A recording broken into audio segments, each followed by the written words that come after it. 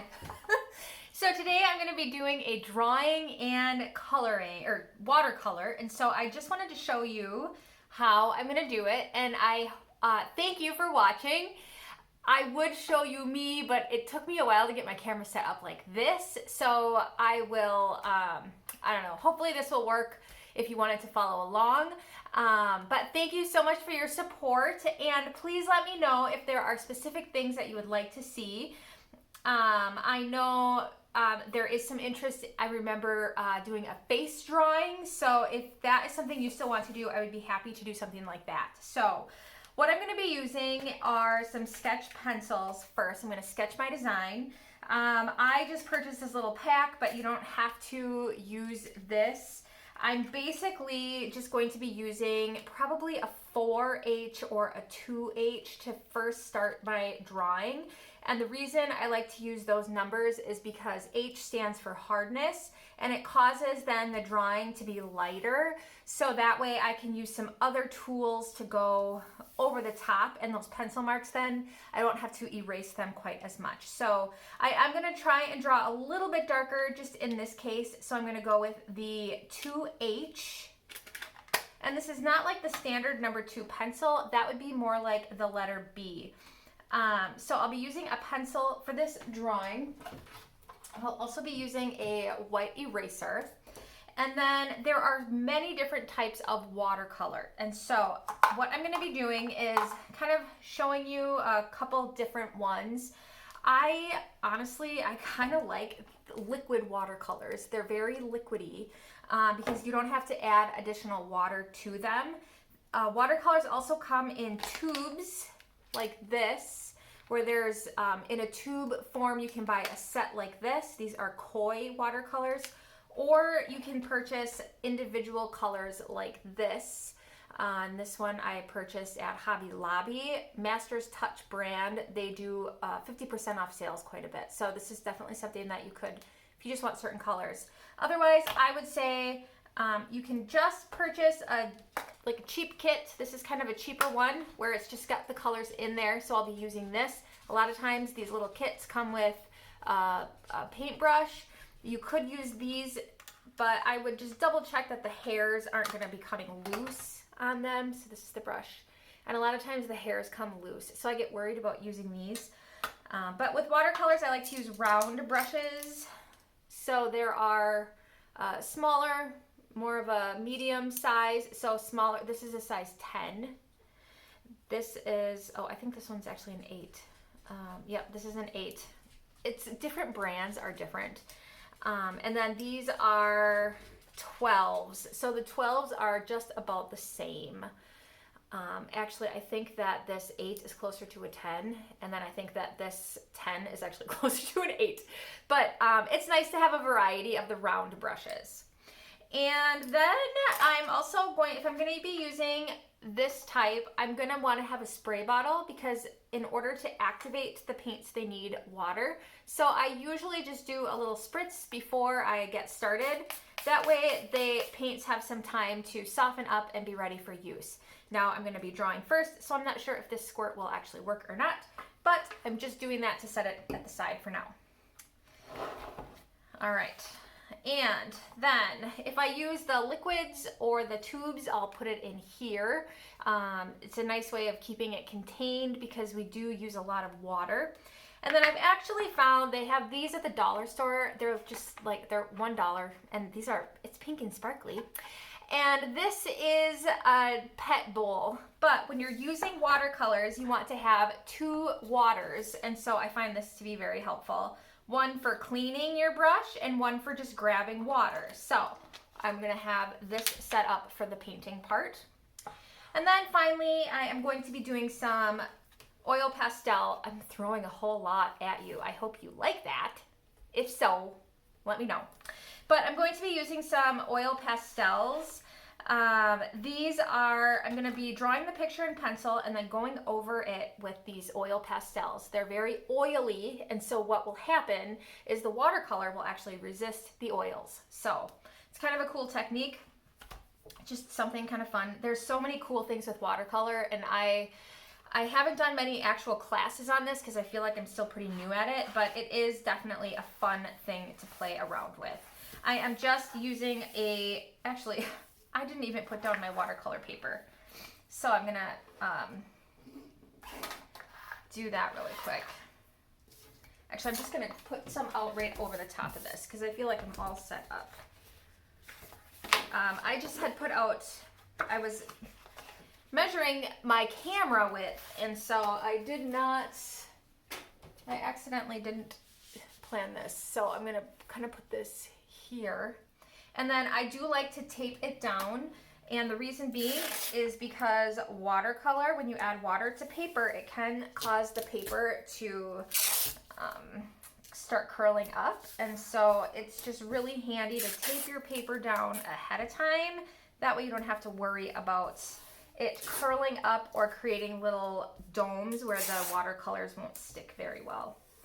I am going to just be doing a fall pumpkin today, just because these lessons are meant to be kind of short, but giving you some basic information, and I'm definitely here if you have further questions, but this is really just kind of to teach you some just basic methods so that way you can get some information like the different types of watercolors, and then really just do a little project with the knowledge that you have learned. So I'm going to grab my pencil, and when I do a pumpkin, I want to first figure out how large I want it. So I'm going to do my pumpkin. This will be the top and this will be the bottom. And then basically I'm going to just kind of draw this little football shape here. And there's a lot of ways to do pumpkins. This is just the way I'm doing it today, I guess. So a little football shape. You probably can't see that too well. I will darken it up a bit as I go. And then I'm going to basically figure out the width of it. And so I am going to draw the letter C going this direction. Sometimes it's easier to go this way and then kind of come back. But the reason I like to use the light pencil and my eraser is because I can do multiple lines and then I can erase it if I want to. So if I want mine to be approximately the same width, I'm just going to draw a little tag mark over here so that way I know how far I want to go.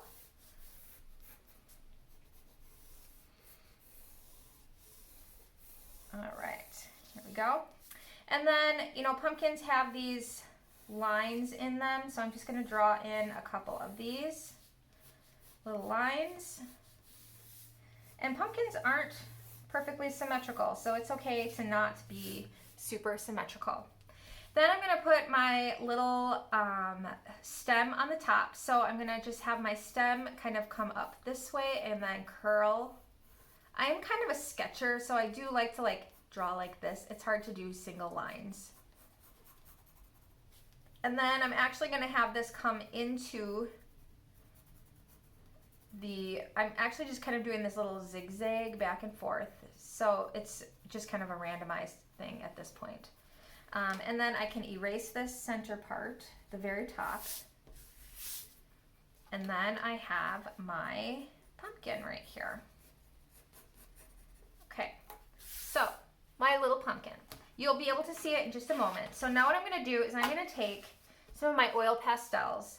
The colors that I'm going to be using today, it's a pumpkin. So I'm going to be using maybe some black for this part, or even some of this is kind of a, oh man, these are really old. There's no color on them. I usually use different ones, but I don't have them here right now. This is kind of a brownish color.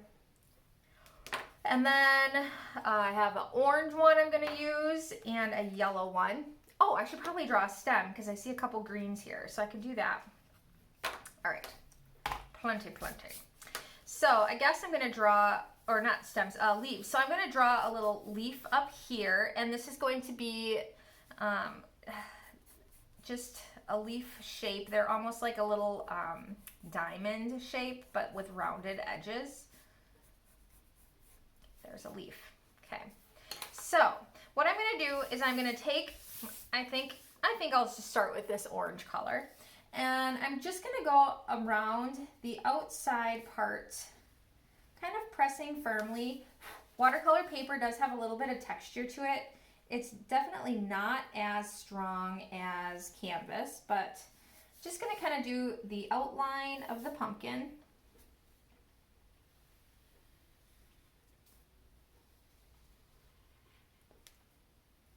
And then these parts here.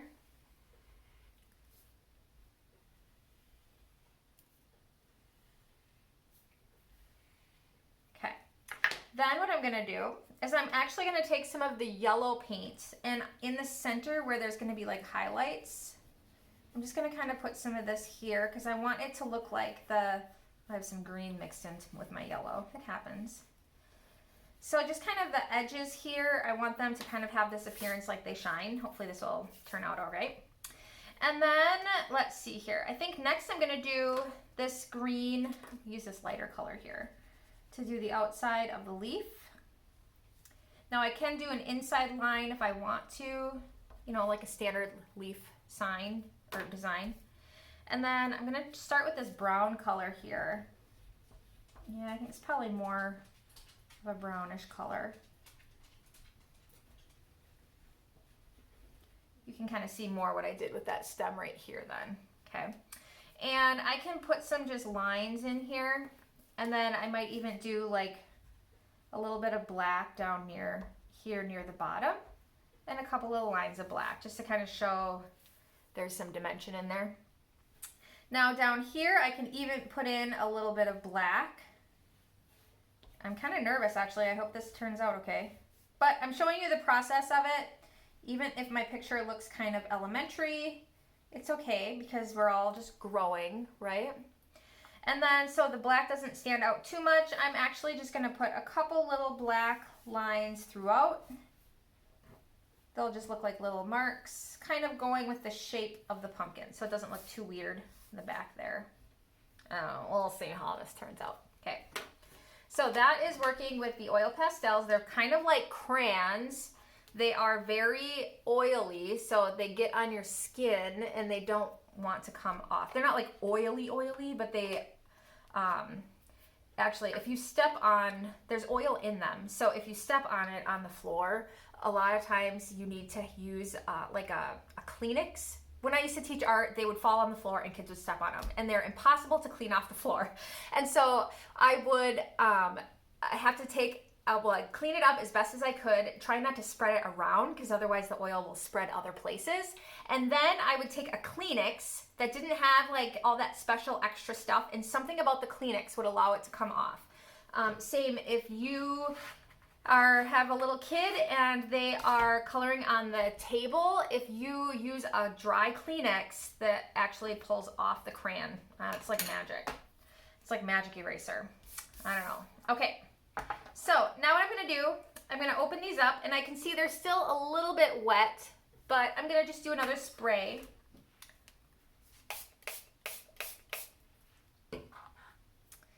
I want to say, I don't know where I got this set. It is Student Watercolors, and I want to say it was under $10. But there are some really nice ones that you can purchase if you wanted to invest in more, like nicer ones. So when I'm going to do watercolor, what I want to do is I'm going to have my water close to my paints, and I'm going to have my cleaning water over here. And then this is gonna be my fresh water here. So I need to kind of remember that. I don't have any paper towels at home, so I just grabbed an old washcloth because you have to have some sort of something because you don't always want to have a ton of water. So some people, there's so many different methods. Some people like to water up their their thing first, but I like to I'll show you some different methods here, but I like to dip in the water, and then I'm going to dip in the color here, in the orange, and I've gotten some orange on my brush. So I'm just going to gently put that in. Now, if this is too orange, it's very, very dark, I can actually grab a little bit of water, and then I can spread this out. And the cool thing is that actually the oil pastels resist the watercolor. And right now I just need water to move it around. So I'm just going to grab water, and I'm just going to move around that color. So you don't have to constantly dip. You don't actually use a whole ton of paints.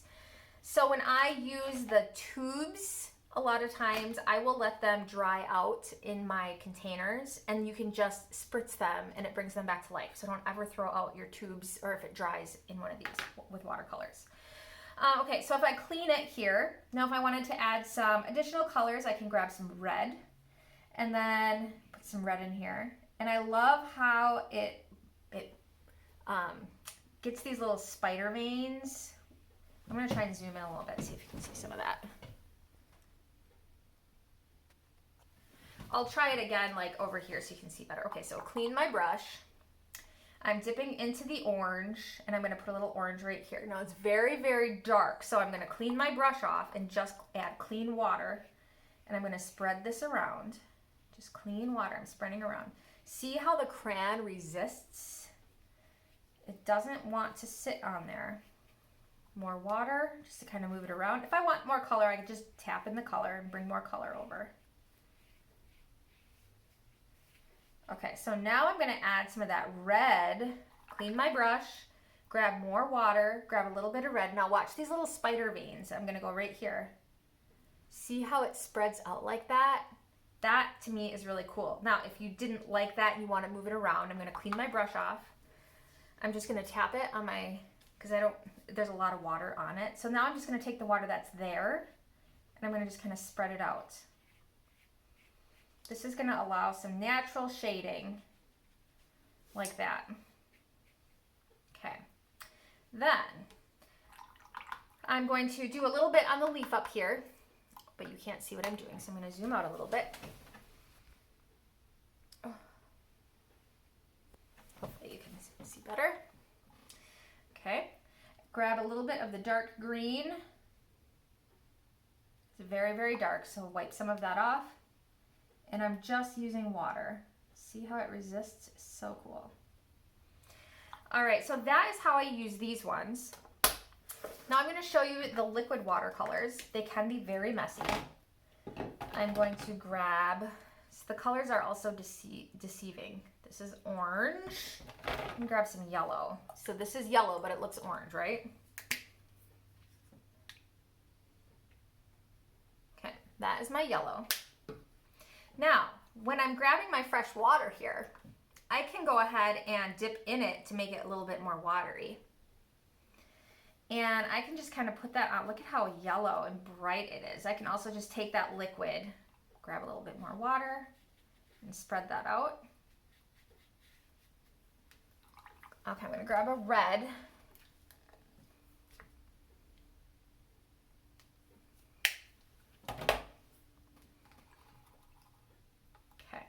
So grab some fresh water and put that in here. And then I'm gonna start down here very lightly here. I'm just gonna kind of push some of that red up in. Now, red and yellow make orange, so you can kind of see.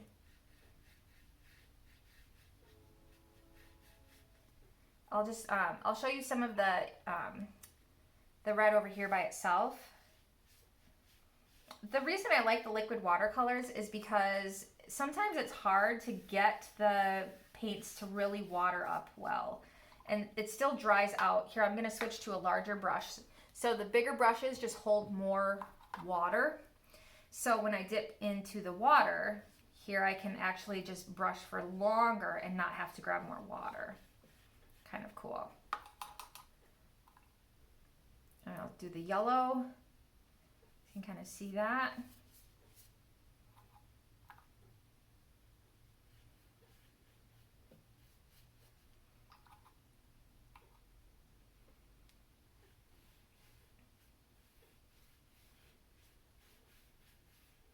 I have a mostly orange. Mostly orange. Now, when this dries, I can actually add layers of color over the top of it to adjust the way that it looks. I'm going to do this part up here, and I'm going to show you really quickly with the tube colors. So this is a burnt sienna. Ooh, have I opened this one yet? Yes. So this one here, I'm just going to squirt a tiny bit in here. I actually prefer these if they are, it's just much thicker once they're dry, because then you get a lot more use out of them just by spraying them out. So here though, I want to make sure that I'm using a lot of water to do this because they are very dry. They're, you know, it's super, but you can use these tubes if you wanted to do more like lines where it's like thicker paint where you're not using as much water. So I can dip in the water. I don't want this to be as watery, so I'm gonna wipe off. I'm gonna zoom out just a hair again. You can kind of see my water thing here. So I'm back to my smaller brush. Rinse it off, and then here I'm gonna wipe off the excess water because I want my bristles to be wet, but I don't wanna have a load of water for this. And then I'm gonna just kind of dip in here. You can see it's not that watery. Actually, I think I'm gonna add a little bit more water to it. So it kind of makes it a little bit watery. Wiping it off so it's not super wet. I'm just gonna kind of push this, rub this on.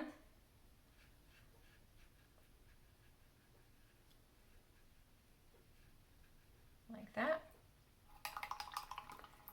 All right, now I'm gonna try adding some yellow over some of these to see as they are dry, will that yellow show up? So you can see that yellow, it does show up a little bit. And then the red, I'm gonna put a little bit of red down here.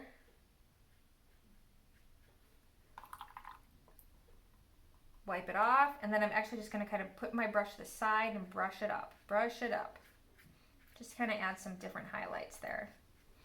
Another thing I love to do with watercolor is actually you can take it, dip it in the color, set it here, and then you're gonna tap it downwards. It creates this awesome splatter. That's like my favorite. I'm just about done, so that's why I'm, actually I'll probably do the bottom here, but in the water, splattering it all around. Now, as the water hits the paper where there's already paint, it's going to kind of change what those look like. So that's kind of cool. And then finally, grab a little bit of the black here in the tube. And I'm gonna do a base down here. Ugh, get that thing open.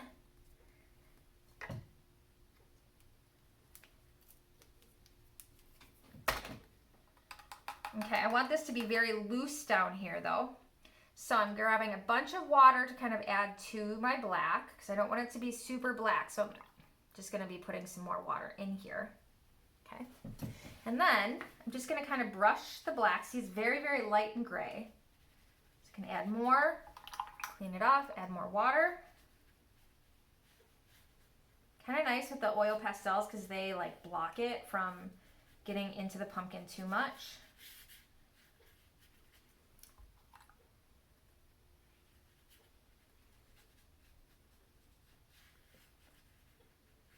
Adding my shading. Ooh, some of the red parts are kind of coming out. If I wanted to add some black splatter, actually I kind of feel like it might be kind of cool.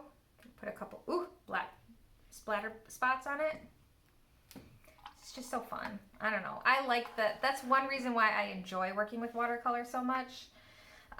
So it is going to take some time to dry, but then this is how I do my watercolor painting.